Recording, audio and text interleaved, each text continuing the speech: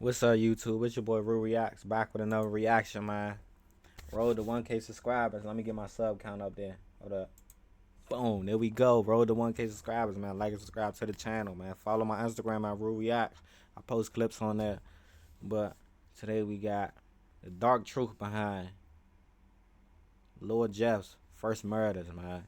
Lord Jeff turns into a demon, man. Here we go. Now I've been getting a lot of requests on Bloodhound on Lord Jeff, man. He told me react to him, see what's up to him. Like, I don't know none of his music. It's my first time ever reacting to him, gang. God strike me down if I'm lying. Now, I done seen him on TikTok. I done seen a little couple viral clips on TikTok, you know, about like little memes and shit. Nothing like telling the backstory and shit. I never heard his music. Nothing. Here we go. When it comes to Lil Jeff and his alleged bodies, the rumours and theories tend to range from the absurd, suggesting that he's truly a demon catching all of these bodies, to pretty much complete denial that he ever killed anyone at all. Where has this 11 bodies narrative come from? But there's no doubt to me that Jeff was really in these streets. Obviously, the two school kids are well known. But this other 9 bodies just seem like... With several videos circulating on Q50's Instagram years later, showing that by 2024, Lil Jeff was indeed a hardened gangster riding around the city, constantly strapped with guns, ready to kill at a moment's notice. However, it would seemingly be a process of several years before he would become the hardened gang member he was known as today. In one of the earliest YouTube videos covering Jeff's alleged bodies, his rumoured murder spree stretches all the way back to September 2014, with his first alleged body supposedly being an 18-year-old who went by the name Mally Mal, real name Kamal Burton, who was allegedly affiliated with the A-Tray mob. Although the murder itself would take place in the far south side in the Old Geld Gardens community, at the time Jeff would have barely been a 12-year-old boy, seemingly gifted in basketball. He would have been spending most of his days training for a career in the... That nigga Lord Jeff was trying to hoop before he started sliding. He like a good kid right here, man. What happened, gang? I mean, shit.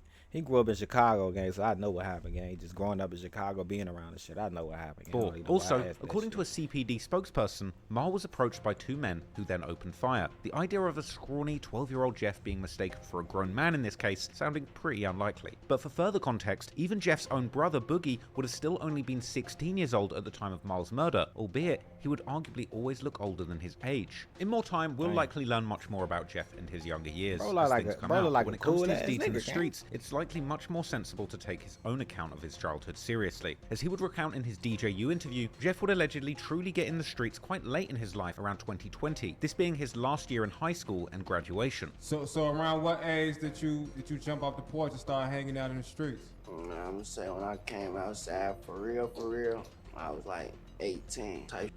Okay. Yeah, that's high school, gang. You know, you see a lot of people be talking all this shit. Nigga, you was just this and that in high school, nigga. I'm telling you, when niggas get out of high school, I'm telling you, a lot of shit changed, gang. That nigga will pop your ass, gang. So don't try to play him like no bitch, gang. I'm telling you, that nigga will shoot you. I'm telling you, gang. I don't care what niggas say, gang. That shit don't mean nothing. However, this certainly doesn't mean that Jeff's childhood was normal by any of broader society standards, as Jeff would also open up to DJU, saying that his father was not in his life growing up, as he too, quote-unquote, stood on business. This perhaps being a reference to Jeffrey Harris Sr.'s alleged time in the streets with the 068 C block. Let's say back then he wasn't around. So I was acting weird as shit. It was cool. He wasn't around. No father figure, man. So how did that affect you back then, though? Not having pops around. OG stood on business, so you know. Stood on business. You was in the streets. But moreover, as we know now, Jeff's big brother, Jay Boogie, had clearly been in the streets since at least the early 2010s, which would seemingly affect Jeff's life and his experiences growing up significantly. And I'm doing that. I've been seeing my whole life, you know what I'm saying? I told you I got an older brother, so this ain't nothing new for real. It's the same shit I've been seeing. Everything I was doing, I just saw already. One of these significant moments in the young Jeff's life would of course be witnessing the murder of Kenny Mack. Whilst another incident that affected Jeff growing up was his family house getting shot up with one of the bullets, according to Jeff, whizzing by right next to his head. So can you tell us like who introduced you to the street life? My brother. Your older brother, right? Damn. Okay. And how was he showing you the ropes? That's a bad shout out. My crib got shot up when I was like 14. I was so stupid. The bullet that flew like right past my face. They had shot the back and the front. Then they blew the car and set that on fire. It was busting. I ain't gonna lie, it was going on. That almost hit me, though. See what I'm saying? Though, shit like that play a part. All type of just seeing that shit every day. I was seeing it every day. You know what I'm saying? So like everything I was seeing that shit all the time, just like I'm doing right now.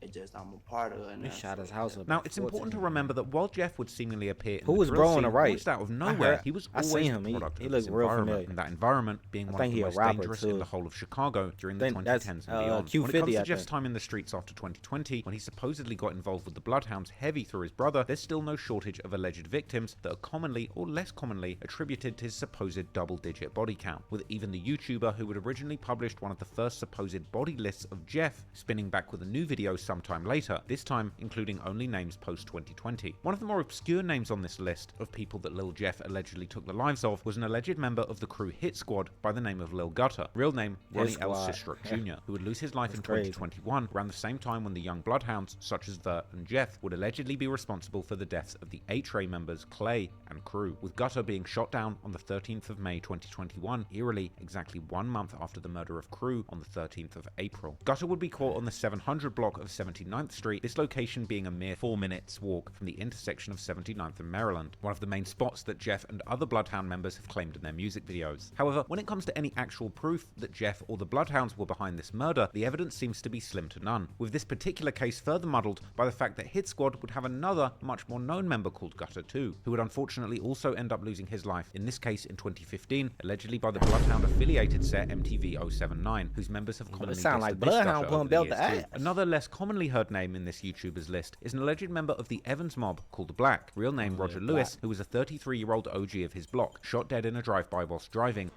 Gang, 33-year-old OG on this block, gang. You 33-year-olds, get the fuck out the streets, gang. I'm gonna keep it all the way 100. You 33 years old. You see the shit ain't working out, gang. You ain't got rich from the shit, gang. Get out the streets. What you doing? You 33 years old, gang. Go start a family, gang. Go start a business or some shit.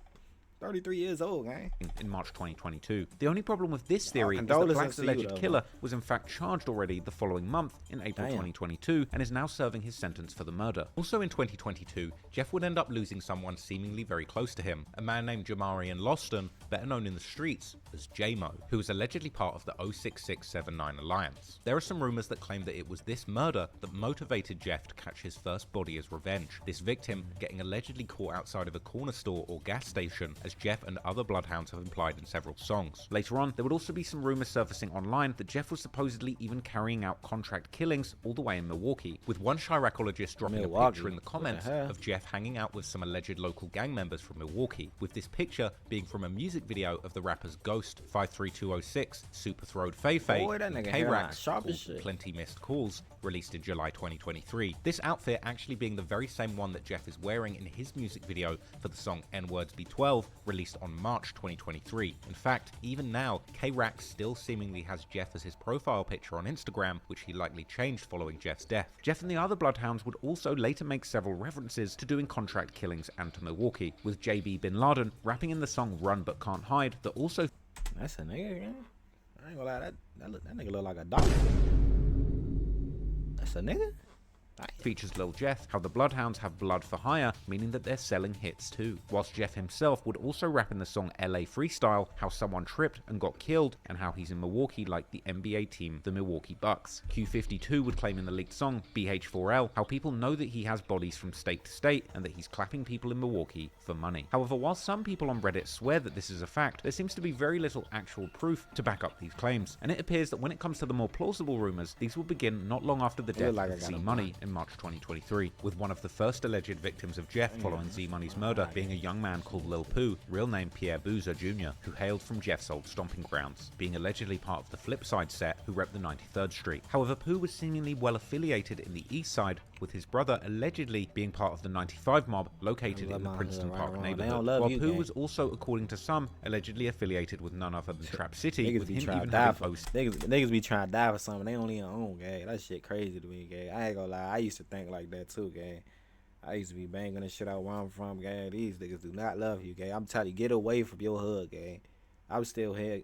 I'm still out here, gang, but I'm trying to get the fuck on, gang.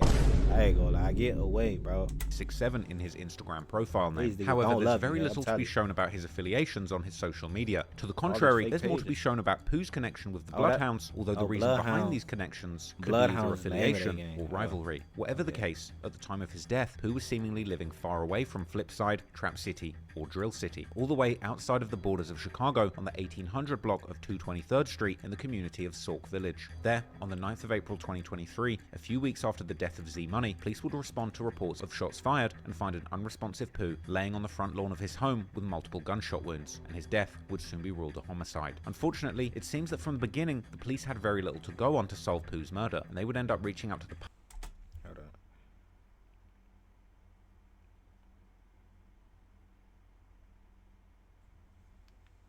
public in the hope that they would receive some clues or witnesses might step forward, but these clues would never seemingly materialize and this murder remains unsolved. However, in this case, there are several examples of Lil Jeff seemingly claiming responsibility for Pooh's murder. For example, on the 9th of April 2024, the French Chicago drill aficionado Squid Ape would make a tribute post to Pooh on his Instagram, which would quickly gather numerous comments of people laughing at his death, which one commenter would ask what he had done to invoke such a reaction, to which Lil Jeff himself would comment saying that Pooh had been dissing Z Money. Then, a few days before Jeff's death, an unreleased song of him was leaked online, the song having a bar where Jeff seemingly describes Pooh's death, saying how Pooh had dissed Z Money and now he's gone, before describing someone waiting for him to come home whilst laying. Damn.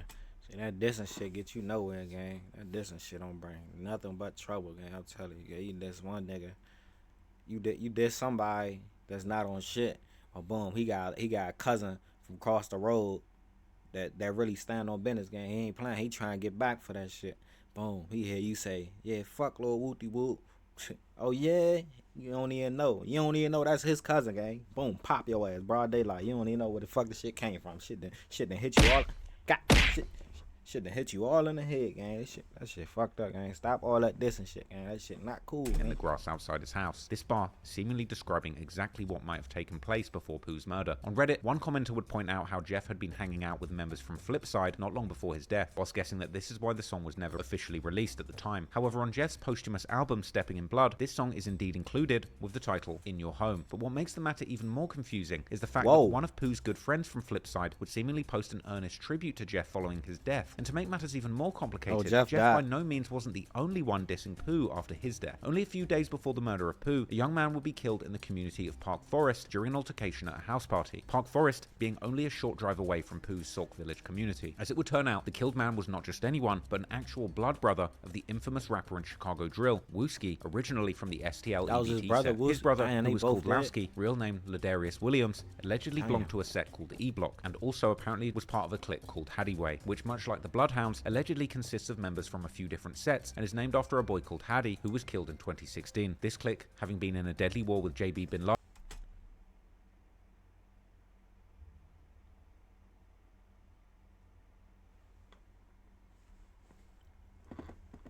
What the you telling me? Now you telling me street niggas learn about the past and they hood when they grow up, knowing damn well he got killed, Lil Chris got killed, Haiti got killed, Pookie got killed, Chris Racks, Blacks, Detro, Boo Boo, Dice, all of them got killed, gang. You say, you know what? I still want to be in the street. Nigga, you gotta be stupid, gang. You don't see all this shit, niggas is dying. This shit ain't for fake, gang. This not Call of Duty. Your ass is not coming back. Nigga, this shit is for real, nigga.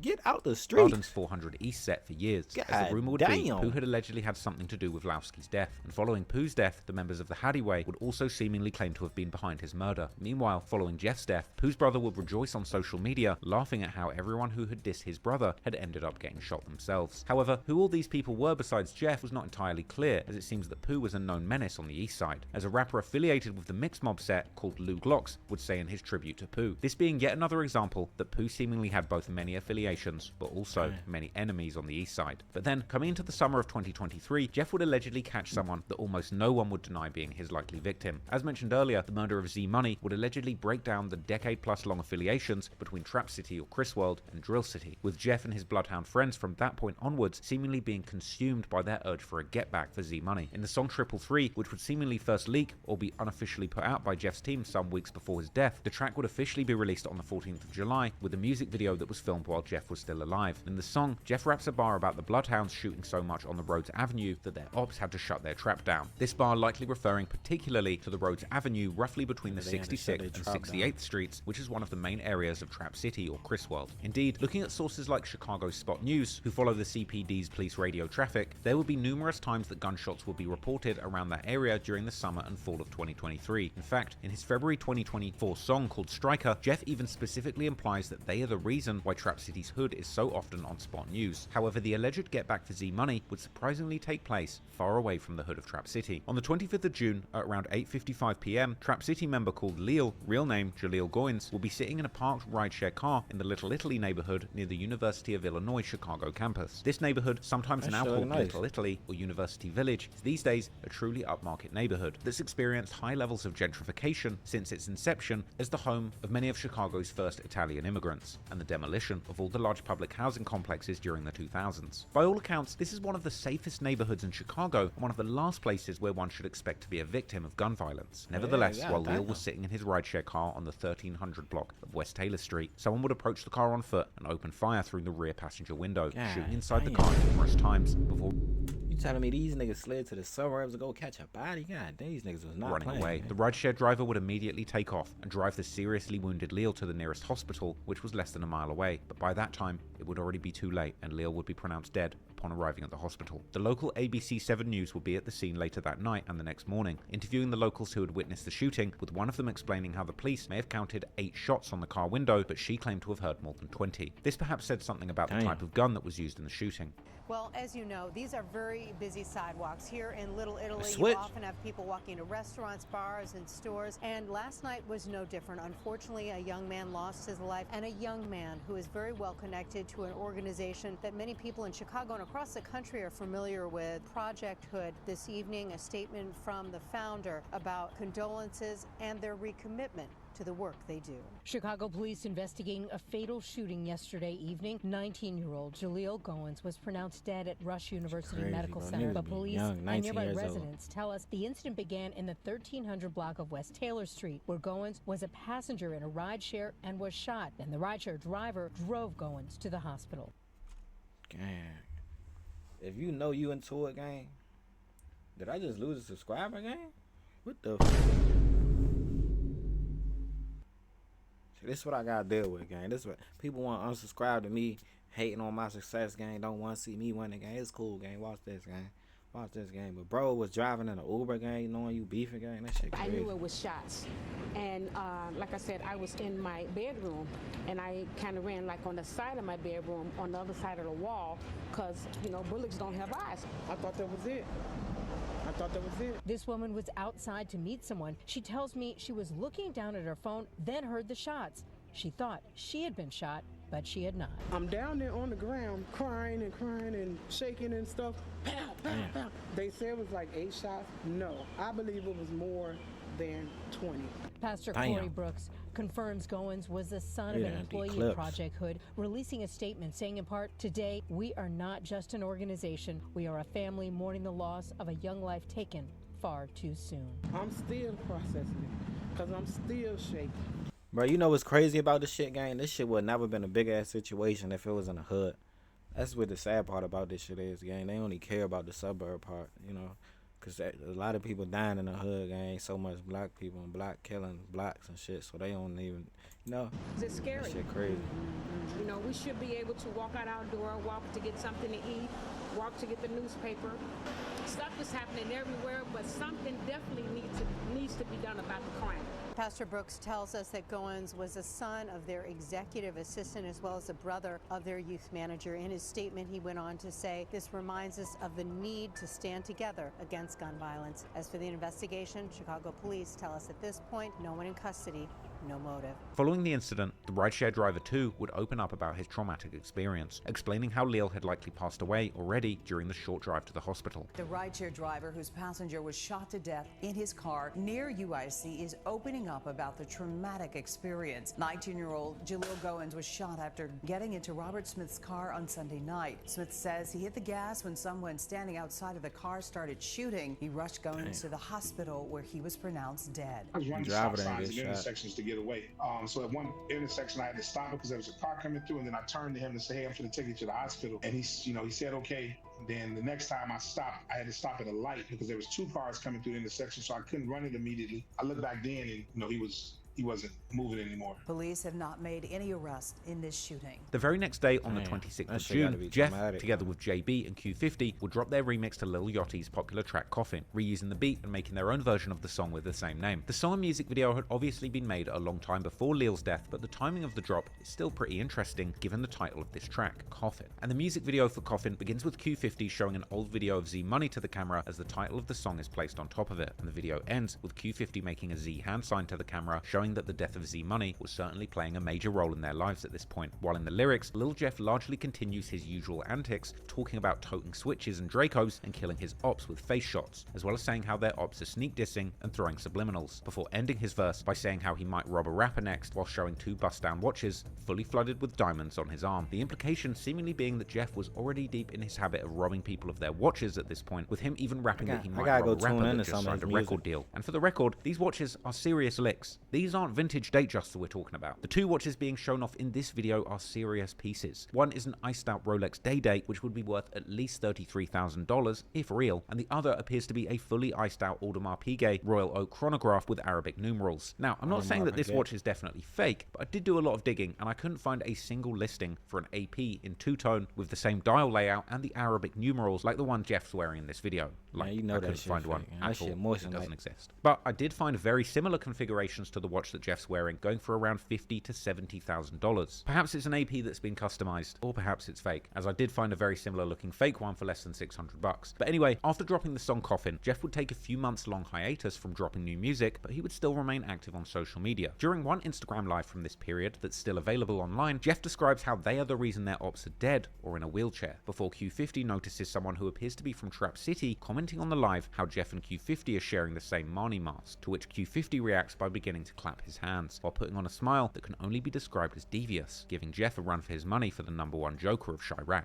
We the reason the other day in a wheelchair they got shot or they brought a man. Hey, who you talking about, boy? Hey. We was just talking on the phone, we was just cool, so who the fuck you talking about? The Marshall Watch. They said we sharing a Marnie mask. First grade, we just had a mask that we, that's the hat. What the fuck is that? That's a hat. It's just like this. The clapping of hands would eventually become somewhat of a trademark for Q50 when referring to killing ops or getting back for Z Money. Y'all move out here. Everybody probably see y'all got the Z Money tattoo on your face. It's probably real noticeable. You know that. You see, that's that related. That's that get back for my man. That's that get back for my man. That's that get back for my man. Y'all basically let us know who that is too. We see y'all keep his name alive every chance y'all get. That's cuz. That's our cousin, folks. Me and folks' cousin. You see photos, see those real sandbox, baby. Let us know like the impact he had on the hood that he. You see a tattoo on my face. You see. Hey, look, relentless. Two light-skinned ass. These niggas could be my brothers. That's like that. Look, hey look, the same I cried about.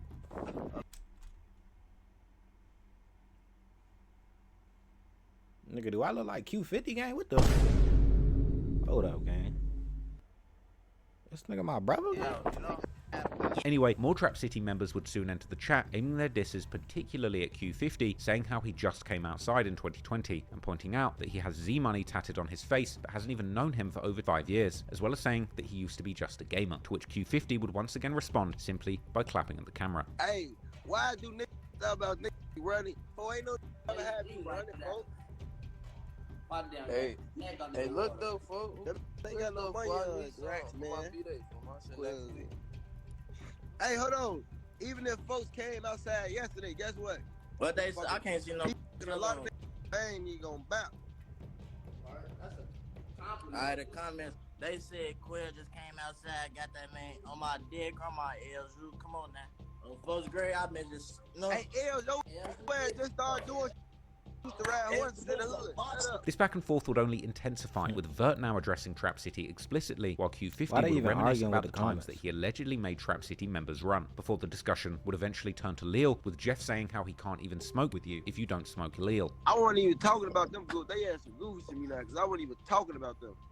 I wasn't even saying anything. even said that about 67. They had straight peons for me. They did it themselves. I wasn't even talking about them. They came trying to come into my life and be funny. Yeah, folks used to ride horses. Why he talking about some this, that? We He know talking about all he used to that. ride horses. I see where it is. What it is, where it's at. 80 of them want to be so cool with 67, and that's what it is. I see that. Come on, man. They say I woke up, started spinning. That's like you know what I'm saying? That's a compliment. Hey, Ills, on my dear grandmother grave, please go stand on your block right now and I'll finish show you just like I did. You know? Yeah. So, folks, can we get half that little slab today? Off that Leo? You don't want to smoke Leo, I ain't trying to match. I ain't gonna lie. Let's slide new. If you ain't smoking my eyes, I can't smoke your eyes. Then, after taking almost half a year break from dropping new music, Jeff would come out with a new song and music video together with Vert in late December 2023, a track titled Stretched. In the song, Jeff ends his verse by rapping how he caught one of his ops in a bowl, this more specifically meaning a fishbowl, which is a reference to somebody being caught in a car with windows that are not tinted, making them an easy target, with this obviously seeming like a clear reference to the fact that Lil was caught in a parked rideshare car. Jeff would later make the same fishbowl reference during one of his IG lives, saying how he's trying to catch a shark in a shark tank. I caught a in a fishbowl. I'm trying to see if you will catch a big shark in a fish tank.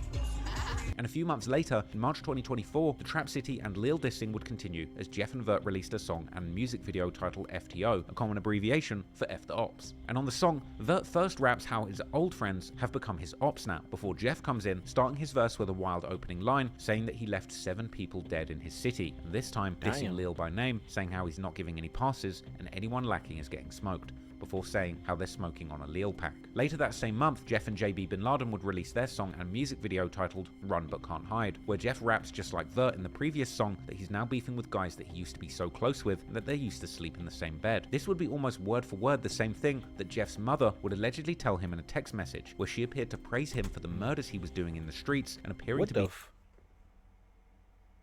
Go ahead, son. Your name ringing bells in the street. I said, is that more? Oh my God, gang! Hell nah, gang! This what a problem is, gang. This why he dead, gang. This is why he dead, gang. His mom in the streets too. Oh shit! Did his mom just say your name ring a bells on the street? I said that's my. Oh shit!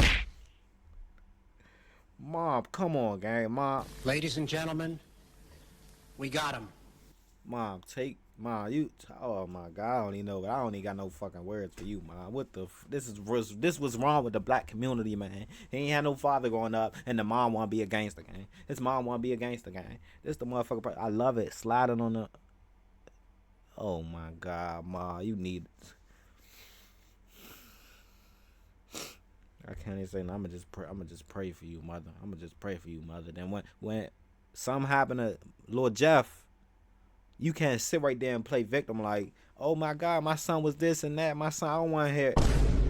I don't want to hear it. Be in awe of her son's I hope he violent wasn't reputation, saying, "Go ahead, son, your name ringing bells in the streets." I said, "Is that my boy?" And going on to say that she loves to see him sliding on the kids who slept in the same bed as him as a child. With this old Instagram story from Jeff showing their supposed text exchange with his mother going viral after his death and even getting reactions from channels like No Jumper. Dissing Lil and Trap City had now become a common occurrence in the Bloodhounds music and would continue like clockwork. In the song No Tomorrow by Q50, Jeff and a rapper called FG Red dropped with a music video in April 2024. Q50 raps how he calls the last dead op from the 67th, aka Trap City, an Uber pack. And this was once again followed by that same month with Jeff's solo song Tony Montana, where Jeff raps how they're killing their ops while the ops are throwing up L's. This once again seemingly being a direct reference to Lil, as Jeff and the Bloodhounds would also make it their habit following the death of Lil to drop L's as a diss to him. In the song 333 by Lil Jeff, Q50, and the honorary Bloodhound member Lil Scoom from a set called The Burly Boys, that would first appear online in May 2024, but would later be released after Jeff's death, together with a music video. Jeff would once again seemingly reference catching Lil inside of a car, saying how Lil saw him and realized he was stuck. Even after his death, new songs would keep coming out, where Jeff references catching someone in a drive share car, such as one song that was aptly titled Lift.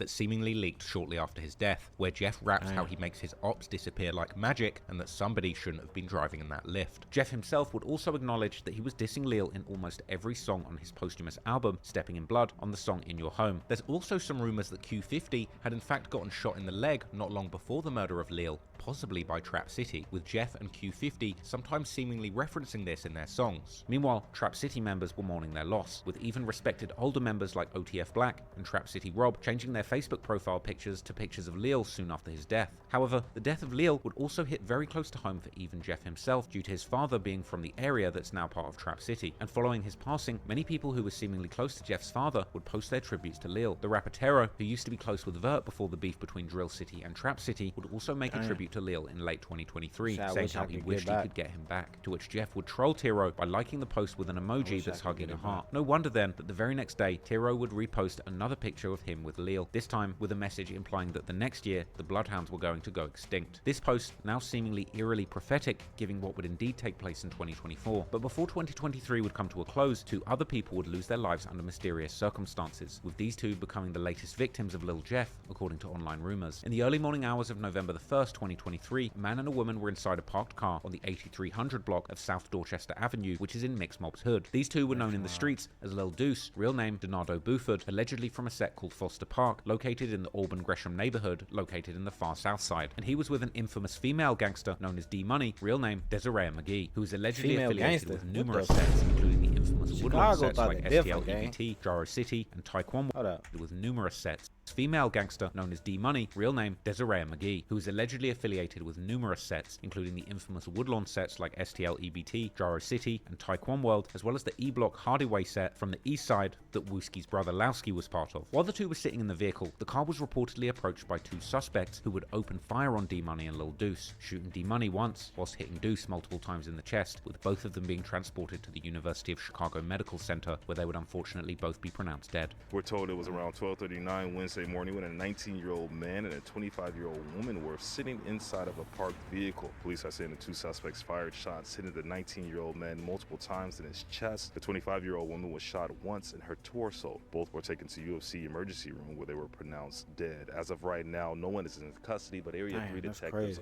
are now investigating this. If you have any information that could lead to an arrest, police would like you to contact them immediately. For now, we're here in the Mary Nook neighborhood. I'm Glenn Marshall, WGN News. This is another one of the rumors regarding Jeff's alleged body count that seems to have very little proof going for it, and many drill fans on places like Reddit and Chiracology have seemed either confused about this rumor or have straight up denied it, with one of the few pieces of evidence used to justify this claim being a post made by Jeff on April 2024 when he would quote an unreleased King Von song whilst adding 10 emojis after the lyrics, with many fans considering this as Jeff literally listing all 10 of his supposed victims, with number 7 of the emojis being a so-called woman's hat emoji. This emoji then supposedly being a reference to D Money. Interestingly, Jeff would actually seemingly go back and edit this caption, switching the hat emoji to a princess emoji, making it even more obvious that he was indeed seemingly referring to a female victim. The so-called rescue worker's helmet emoji next to it, on the other hand, is much more open for interpretation, with one possible option being that the emoji's red color actually refers to the Black Pea Stones, who were known to rep the color red, with Foster Park, where Lil Deuce was from, actually being a Black Pea Stone stronghold. Or alternatively, Deuce could be symbolized by the crown emoji on either side of the princess emoji, crown being one of the symbols used by the People's Nation gang alliance that the Black Pea Stones belongs to.